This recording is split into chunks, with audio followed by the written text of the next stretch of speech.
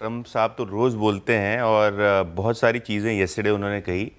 सबसे पहले अगर हम बात करें तो फार्मा रिलेटेड बहुत बड़ी खबर उन्होंने येस्टरडे प्रेस ब्रीफिंग में बताई और उनके सोशल मीडिया प्लेटफॉर्म्स पे भी ये सारी चीज़ें हैं कि जो फार्मा इंपोर्ट्स हैं यूएस में जो होने वाले हैं, इसमें लगभग 200% टैरिफ वो लगाने की धमकी दे रहे हैं और उन्होंने कहा कि अब बहुत जल्द यहाँ फार्मा सेक्टर पे 200% से ज़्यादा का टैरिफ आपको आता हुआ नज़र पड़ेगा।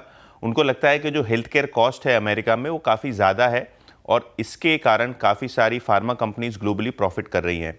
ऑब्वियसली अगर हम बात करें तो यूरोपियन कंपनियां जो बड़ी कंपनियां हैं, इनोवेटर्स हैं, इनको ज़्यादा इम्पैक्ट होगा। ये देखा जाएगा कि भारतीय जेनेरिक्स कंपनी जिनका कॉस्ट ऑलरेडी बहुत कम है, इम्पैक्ट होता है कि नहीं। तो लुपिन, सिप्ला, डॉक्टर रेड्डी, सन फार्मा और जाइडस जैसे शेयर्स पे आज नज़रें रहेंगी, क्योंकि जब कहीं भी इस तरीके का जिक्र हुआ है तो कहीं ना कहीं एक आपको sentimental negative Indian pharma shares पे आता हुआ नज़र पड़ा है। इसके अलावा कॉपर, ये कमोडिटी है जहां एक बड़ा अनाउंसमेंट ट्रम्प साहब ने किया। उन्होंने कहा कि उनकी कैबिनेट ने यह फैसला लिया है कि अमेरिका में जितने भी कॉपर इंपोर्ट होते हैं उस पर 50% का टैरिफ लगाया जाए। और इस स्टेटमेंट के बाद आप देखें तो मेटल ट्रेड में कॉपर के दाम 15% तक इंट्राडे में बढ़ गए थे। और ऑब्वियसली अगर इंडिया की बात करें तो हिंदुस्तान कॉपर, हिंडाल्को, वेदांता, ये जो कंपनियां हैं इन पे आज नजरें रहेंगी, क्योंकि कॉपर के दामों में एक जोरदार उछाल आपने ट्रम्प साहब के स्टेटमेंट के बाद देखा है। लेकिन एक कैविएट यहाँ डालूंगा मैं, वो जो मिनी ट्रेड डील की बात हमने येस्टरडे की थी, वहाँ कहीं ना कहीं ट्रम्प साहब ने हिंट दिया है। उन्होंने ये कहा है अपने सोशल मीडिया प्लेटफॉर्म पे कि बहुत जल्द ये 7 कंट्रियों के साथ ट्रेड डील साइन करने वाले हैं और कल सुबह यानी आज रात को इंडिया टाइम पे ये अनाउंसमेंट हो सकता है। इसके अलावा जो एडिशनल कंट्रीज़ हैं जिनको एग्जेम्पशन दिया जा रहा है, जिनको छोटे टैरिफ लगाए जा रहे हैं, इस पे भी क्लैरिटी आएगी। तो ऐसा मत समझिए इंडिया के साथ ट्रेड डील नहीं हुई येस्टरडे, तो होगी नहीं। बहुत सारी चीज़ें आज रात को अनफोल्ड होनी चाहिए और ट्रम्प साहब ने ये अपने ट्रूथ सोशल मीडिया प्लेटफॉर्म पे बयान दिया है। Ashish, commercial vehicles, passenger vehicles, India business, global business, पूरा कंसोलिडेटेड नंबर है। येस्टरडे हम जेएलआर नंबर्स की बात कर रहे थे और आज टाटा मोटर्स ने अपने पूरे ग्रुप लेवल की अपडेट दी है। ऑब्वियसली ये नंबर्स ट्रिकल इन होते हैं धीरे धीरे। येस्टरडे भी कोई खास असर आपने जेएलआर नंबर्स का नहीं देखा स्टॉक प्राइस पे, तो आज भी शायद इंपैक्ट नहीं आएगा क्योंकि नंबर्स एक्सपेक्टेड लाइंस पे कमज़ोर हैं। ग्लोबल होलसेल्स 9% नीचे हैं, कमर्शियल व्हीकल सेल्स 6% नीचे हैं।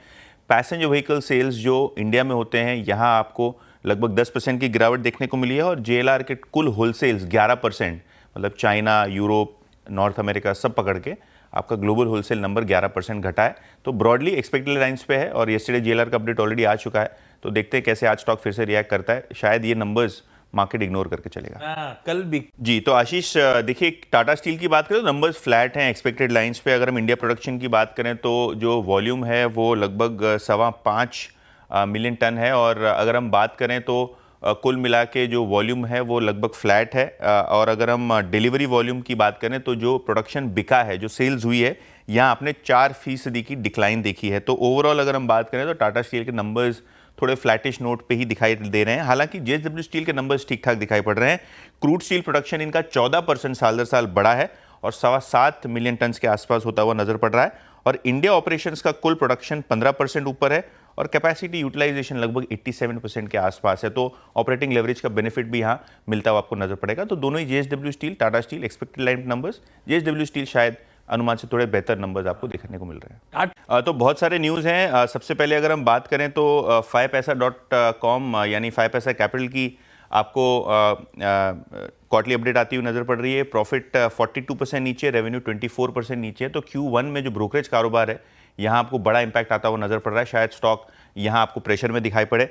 इसके अलावा सिग्नेचर ग्लोबल, काफ़ी नंबर्स लास्ट ईयर के बड़े बेस के हिसाब से खराब आए नंबर्स। प्री सेल्स 2600 करोड़ रुपए के आसपास है जो 3100 करोड़ के आसपास था। तो कहीं ना कहीं प्री सेल्स आपको 15-16% घटते हुए नजर पड़ रहे हैं। हालांकि इन्होंने एक नया प्रोजेक्ट गुरुग्राम में लॉन्च किया है और कुल मिला के 10 एकड़ लैंड एक्वायर की है Q1 में। तो देखते हैं कैसे स्टॉक रिएक्ट करता है। इसके अलावा अगर हम बात करें दूसरे स्टॉक्स की तो गुजरात पिपावाव, यहाँ वॉल्यूम्स जो हैं इनके कंटेनर्स के और कार्गो के लगभग फ्लैट आए हैं। और अगर हम लिक्विड कार्गो की बात करें तो एक मामूली बढ़त यहाँ देखने को मिली है। तो यहाँ कोई खास अपडेट नहीं देखने को मिल रहा है। एनटीपीसी की बात करें तो तेहरी पीएसपी प्रोजेक्ट इन्होंने कमीशन किया है, तो ये स्टॉक फोकस में रहेगा। और ब्रॉडली अगर हम बात करें तो यूनियन बैंक के अपडेट आए हैं, कुल बिजनेस 5% ऊपर है, डिपॉजिट्स केवल 3% ऊपर हैं, और अगर हम एडवांसेस की बात करें तो 7% की मीडियोकर ग्रोथ है। तो यूनियन बैंक के अपडेट्स भी कोई खास दिखते नहीं है अपने को। काफी खराब लग रहा है।